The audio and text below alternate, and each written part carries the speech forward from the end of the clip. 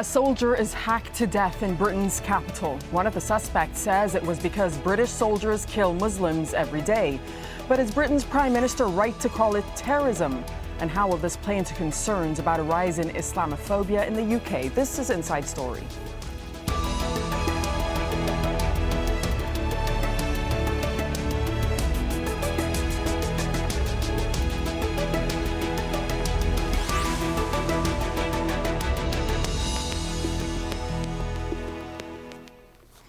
Hello and welcome to the programme. I'm Darine Abougaida. A British soldier has been singled out for what's said to be a revenge attack against the government's foreign policy. Witnesses say he was run down by a car and then attacked and stabbed to death right in front of passers-by in the London suburb of Woolwich. He'd been wearing a T-shirt with the army charity Help for Heroes logo on it. Well, the two suspects were later shot as they charged at police and placed under armed guard in hospital. Britain's Prime Minister David Cameron reacted quickly, saying Britain would not give in to violent extremism and terror. Well, two mosques were later set on fire elsewhere in Britain, fueling concerns of a backlash against Muslims. One of the Woolwich suspects appeared to try to justify what they'd done. He said, "We must fight them as they fight us, an eye for an eye and a tooth for a tooth. I apologize that women had to witness this today, but in our land, our women have to see the same. You people will never be safe. Remove your government. They don't care about you." Now, Prime Minister Cameron and London's Mayor Boris Johnson gave this reaction after a hastily convened emergency meeting. First, this country will be absolutely resolute in its stand against violent extremism and terror. We will never give in to terror or terrorism in any of its forms. Second, this view is shared by every community in our country. This was not just an attack on Britain and on the British way of life. It was also a betrayal of Islam and of the Muslim communities who give so much to our country. It is completely wrong to blame this killing on the religion of Islam, but it is also equally wrong to try to draw any link between this murder and British foreign policy or the actions of British forces who are risking their lives abroad for the sake of freedom. The fault lies wholly and exclusively in the warped and deluded mindset of the people who did it. I'll be bringing in our panel of guests in just a moment, but first I'm joined by Baroness Sayeeda Warsi, Britain's first ever Minister for Faith and Communities, who was with David Cameron in Thursday's emergency meeting. Baroness Warsi, good to have you with us on Inside Story. If you can just give us some insight into what was discussed at the COBRA meeting you were attending. Well, the COBRA meeting is convened whenever there is a situation such as the one that's arisen over the last 24 hours. It was an opportunity for different parts of government to update the Prime Minister and then also to set the priorities going forward. And I think the statement that some of which you've just played from the Prime Minister came out after that meeting. Okay, I'll be talking to you about the priorities in just a moment. But first, let me ask you this, because right after the attack, British politicians, as well as the media in Britain, came out and characterized this attack as terrorism. What constitutes a terrorist attack? Is this a terrorist attack? Well, clearly, if you look at the way in which this barbaric act was committed, if you look at what they said their intention was, and if you look at the way in which these two individuals then wanted to be filmed and photographed and wanted to terrorize people through the media, there is no doubt that this was a terrorist attack. It was an opportunity they felt to try and scare people, to try and intimidate people, and to try and divide people. But I think what has been heartening over the last 24 hours is the way in which community after community, religious communities and those of no faith, and specifically the British Muslim communities, have spoken out with a unified single voice, unreservedly condemning these barbaric acts and saying that this is not done in their name and in the name of their faith. And there is the suggestion, Baroness Warsi, from British media, such as one newspaper, for example, The Telegraph, and I'm quoting here, the headline was, "The Woolwich beheading is straight out of Al-Qaeda's terror manual." How do you respond to such inflammatory comments, some might say? It's for the media to decide how responsible it's going to be in the language that it uses, but it's for us as politicians to decide to be responsible in the language that we use. And I think it's very clear from the language and the statement that was given by the Prime Minister how the statement that he gave under very difficult circumstances was measured. He showed strong leadership, and he clearly said what is in the minds of most Britons at the moment, that we need to stand united against terrorists and extremists who seek to divide us. A horrific act. You're absolutely right, Baroness Worsley. But let me put this to you. Some people are also questioning and saying, what about the United Kingdom and the United States, who have killed Muslims for many years, in fact, and say that this is not terrorism? Your response?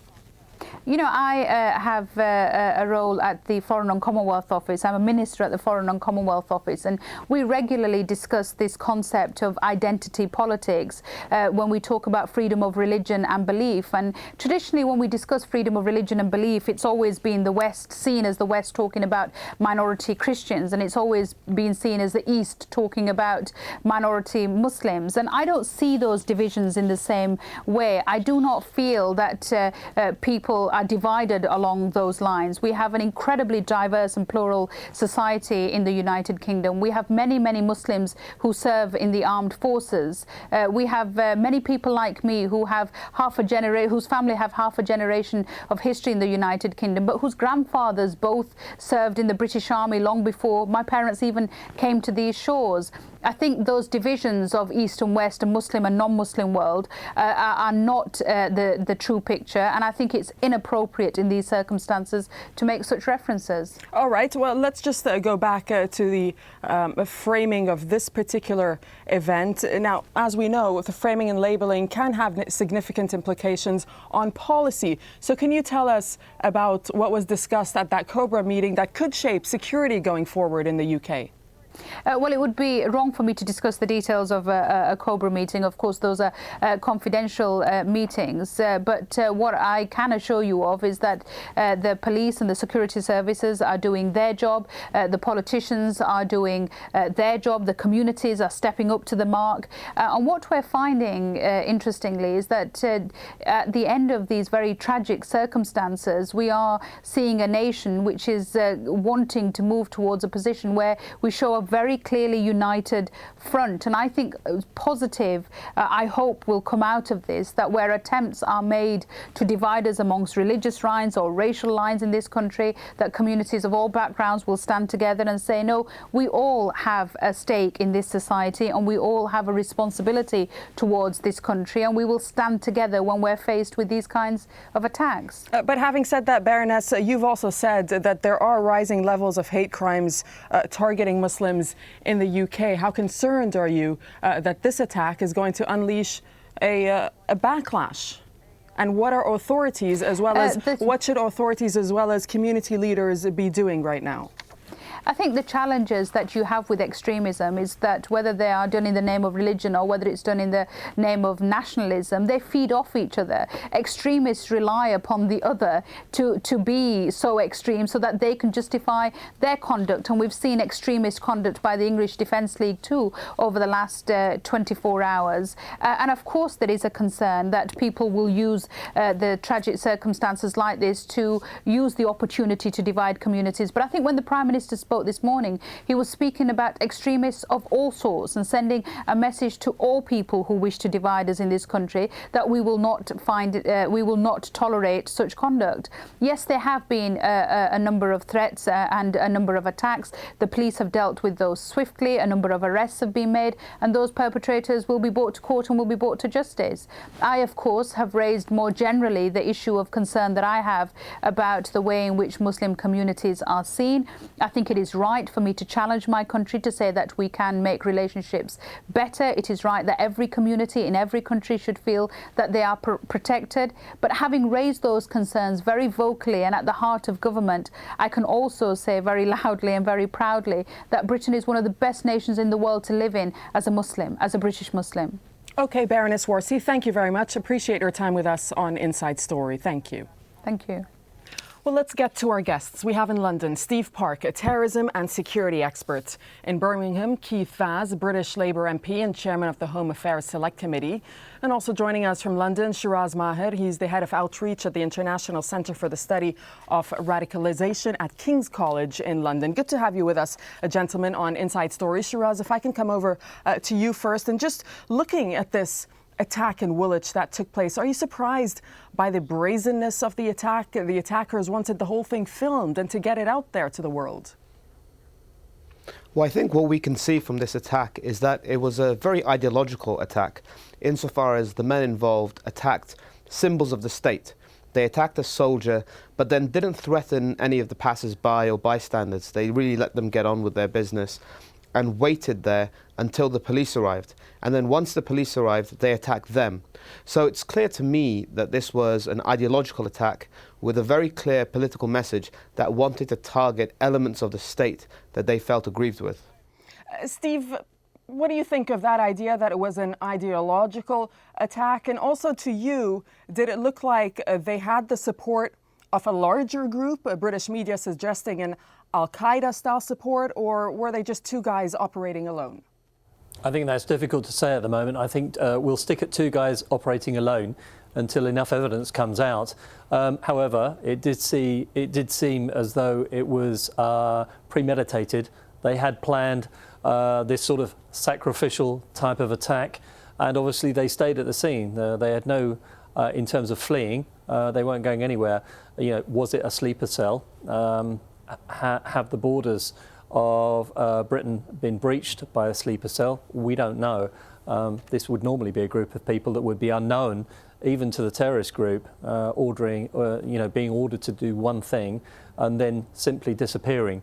So yet again, we're seeing this sort of what we consider to be this sort of disenfranchised kind of act, similar to what we saw in the Boston bombings. Obviously, it's a completely different kind of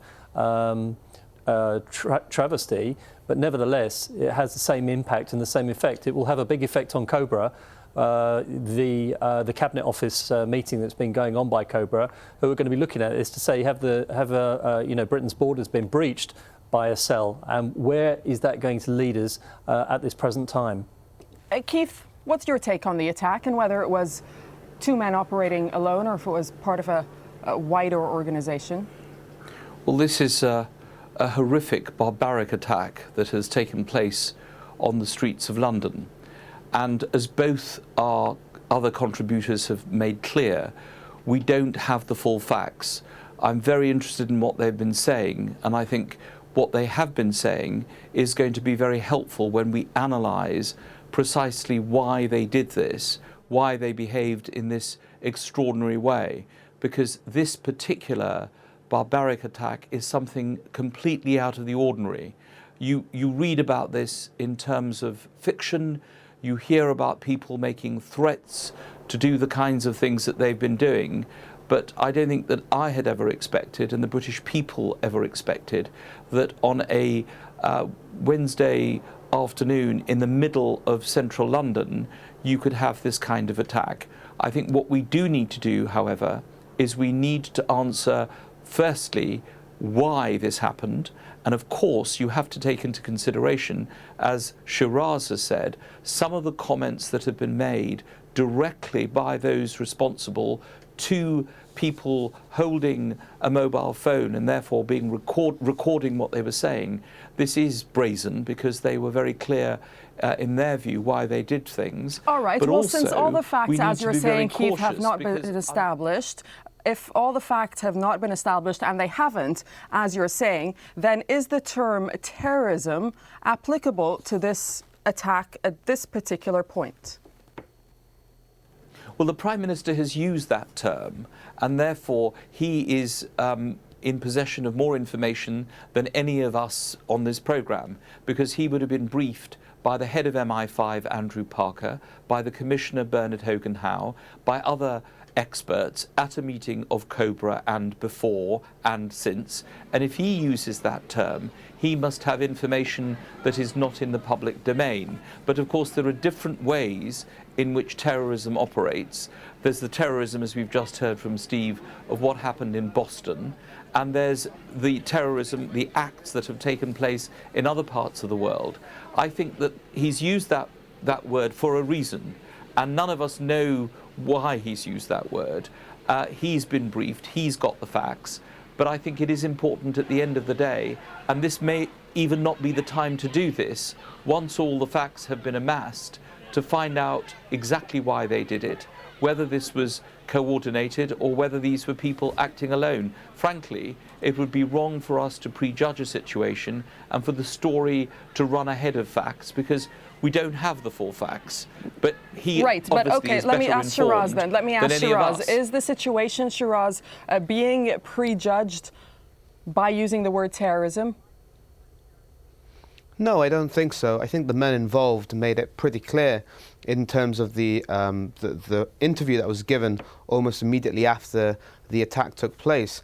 The man made a very clear political statement calling for the overthrow of the government. He said that the governments don't care about us, as in the British people, and therefore we should overthrow the government. He also made reference to our lands, which is, at least from what we can deduce, a reference to Muslim countries where he presumably feels there are atrocities taking place. So all of that seems to fit into the pattern of the kind of rhetoric and discourse we've seen from Al-Qaeda and Al-Qaeda affiliated terrorists in the past. So I don't think we're prejudging anything or jumping the gun to say this is an act of terrorism. It's pretty clear, to my mind at least, from what we're seeing so far, that this is a terrorist act. And we should bear in mind, terrorism doesn't have to be of the kind or of the scale that we saw on 7/7 or 9/11. There are different kinds of attacks and different types of outcomes that terrorists seek to achieve. And it's not always mass casualty terrorism or simultaneous attacks of the kind we've become accustomed to, which have become synonymous with Al-Qaeda's operations in the West over the last decade. Okay, well, Steve, I'll be coming to you in just a moment, but let me just stay with Shiraz here, because I'll put to you the same question I put to the Baroness a few moments ago, where some people are saying, in fact, the UK as well as the US commit terrorism themselves when they go into Muslim countries and kill Muslim civilians. What's your remark to that? Well, I think it's an outrageous comparison and moral equivalence to draw a line between the activities of the West and Muslim countries and the hacking to death of a British serviceman on a London street in the middle of the day. I don't think you can draw a comparison between the two. It's an outrageous suggestion.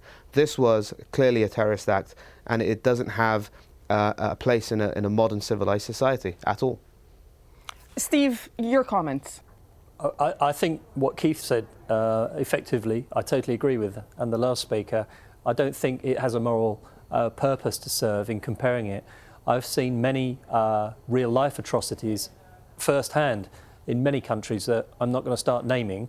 However, I've seen those atrocities happen in front of me, and it becomes fairly commonplace, and therefore there's a mindset.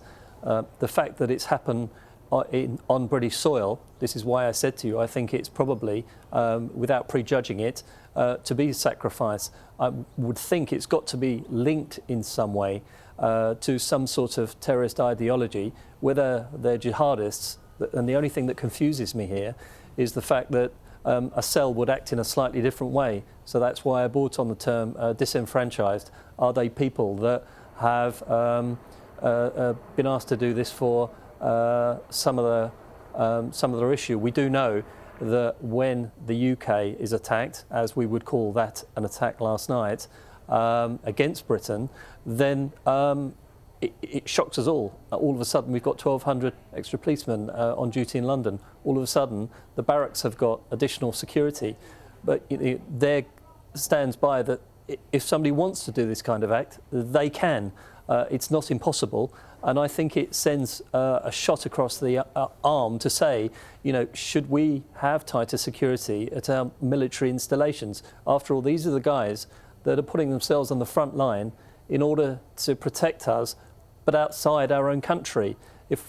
Therefore, if we can be attacked like this once, we can be attacked like this again. there's been many famous statements about how possibly vulnerable we really could be when the tide turns, and if the tide turns. Right, and on that point, Steve, you've mentioned the Boston bombings. I mean, for attackers who commit acts such as these, and when they look at what happened in Boston and in other instances, with the massive coverage that they can get, do you think that encourages them to commit such attacks? This is audacious by nature. It takes a very brave person and somebody who completely believes in another ideology, and the ideology is radicalism. Whether it's terrorism, that remains to be seen, because for us to prove that, we need to be able to speak to the people, and that's why perhaps having the Boston bombers and understanding eventually what their ideology was, it will benefit understanding the bigger picture, especially when it feels very similar. I know the event, as I said, is very different, but it feels very similar. The way the story came out last night, you know, we've got two people on the street who they don't care that they've, you know, effectively killed somebody, slain somebody in such barbaric terms, the kind of things that I've seen on streets in other countries. That sends a completely different message to me in terms of who we may be dealing with. Then we have the story that, you know, we have them on suspect watch lists. Well, what are we doing with that watch list? Are we actually watching them? Or have we got the resources to watch them on our own borders? Because often as not, that can be the fundamental issue about having people in this country. I believe, I don't know for sure, that they had English passports. Therefore, you know, are we going back to 21/7 and we're missing vital clues? One imagines, because the intelligence services have been bolstered up to the degree that they have at the moment, then we've got more resources on the ground. We understand better, but it always makes me wonder, when things happen like this, have we really got our eye on the ball? It's concerning, it's worrying. You know, when a British service person, you know, has no defence, they are simply walking along the street, the total unexpected happens, and, you know, this being the end result, which couldn't be any worse. Keith, what do you make of what Steve is saying, and is this, in a way, a failure on the part of the UK intelligence services? I think what's really important is that we should get the full facts. We can only do this, of course, after the event. And essential to that will be the question of whether or not these two individuals were known to the security services, whether they were on the radar, and whether they were being followed or monitored in some way. We then need to look at the entire response, but we can't really do that yet, because at the moment we don't have sufficient information other than what they have said. Both Shiraz and Steve are expert in this. They can put this within a pattern. Frankly, it's completely outside the box as far as I'm concerned. It's a shocking event. I think the people of London are shocked. What they want to know, first of all, is, are they safe? Is this an isolated incident? Is it being contained? And secondly, what further action can be taken to throw light on who these people are and why they have done this? Shiraz, there's been revenge attacks on two mosques, we're hearing, after this attack that happened in Woolwich. Is it very concerning now, the attacks on anti-Muslim, or a rise in anti-Muslim sentiment in the UK? Well, we've seen over the last few years the rise of this so-called counter-jihad movement, which in real truth is an anti-Muslim movement. It wants to stop Muslim immigration into Europe. It wants Muslims to leave Europe. It wants to end Muslim life in Europe. So, unfortunately, it is an extreme counter-reaction to a lot of the activity of jihadists and Muslim extremists that we've seen. And unfortunately, what you're finding now is a pattern of reciprocal radicalization, where one group does something to agitate the other, and then that group reacts, and this process goes around in a cyclical fashion. Now, that is extremely dangerous, because on the one hand, what you have is an increasing polarization of the debate and a polarization of views, and that makes nuance and intelligent debate and discussion much harder. And of course, what it also means is that for the vast majority of decent, normal people in the middle, we get caught up in the crossfire of the hatred of these two different and disparate groups. So this is a very dangerous and new development, and it's something I think the Prime Minister and the government are really going to have to look at very closely in the coming days and weeks. All right. We'll leave it there for now. Thank you to my guests, Steve Park, thank you very much, Keith Vaz and Shiraz Maher. Thanks for joining us. And thanks to Baroness Worsey, who was joining us a little earlier on. And thank you for watching. Remember, you can find this program and many more at aljazeera.com. You can follow the links for programs and click on Inside Story. You can also leave us your comments there as well. From me and the whole team, goodbye for now.